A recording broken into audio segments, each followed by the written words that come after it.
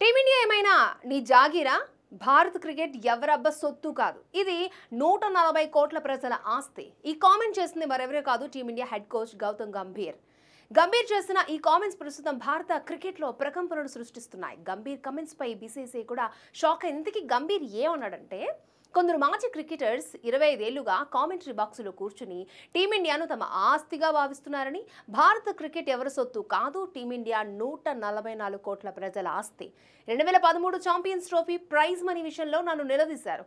Praise మనీని ఎక్కడ దాచానో, ఎక్కడ ఖర్చు చేశానో చెప్పాల్సిన అవసరం లేదు. వాళ్ళంతా ఇండియాలో డబ్బు సంపాదించి పన్ను ఎగ్గొట్టేందుకు ఎన్ఆర్ఐలుగా మారిపోతున్నారు. కానీ నేను భారతీయుణ్ణి. నేను నా దేశం కోసం మాత్రమే పనిచేస్తాను, ఇక్కడే సంపాదిస్తాను, ఇక్కడే ట్యాక్సులు కడతాను.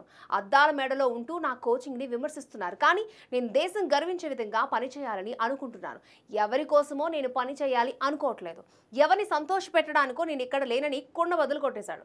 అయితే గంభీర్ ఈ కామెంట్స్ ఎవరిని ఉద్దేశించి చేశాడో క్లారిటీ ఇవ్వలేదు. కానీ నెటిజన్లు మాత్రం గవాస్కర్ను ఉద్దేశించి గంభీర్ ఈ కామెంట్లు చేసినట్లు భావిస్తున్నారు. మరోవైపు రోహిత్ కోహ్లీ కెరీర్ పై గంభీర్ ఇంట్రెస్టింగ్ కామెంట్ చేశాడు. వాళ్ళిద్దరూ ఫామ్లో ఉన్నంతకాలం జట్టులో కొనసాగే అర్హత వాళ్ళకుందని, జట్టు ఎంపిక నా బాధ్యత కాదని, అదంతా సెలెక్టర్స్ చూసుకుంటారని చెప్పాడు. ఇక కోహ్లీతో వివాదంపై గంభీర్ మరొకసారి రియాక్ట్ అయ్యాడు. వ్యక్తిగతంగా విరాట్తో నాకు ఎలాంటి విభేదాలు లేవని, ఆఫ్ ద ఫీల్డ్లో మేము ఎలా ఉంటామో ఎవరికి చెప్పాల్సిన అవసరం లేదు అన్నాడు.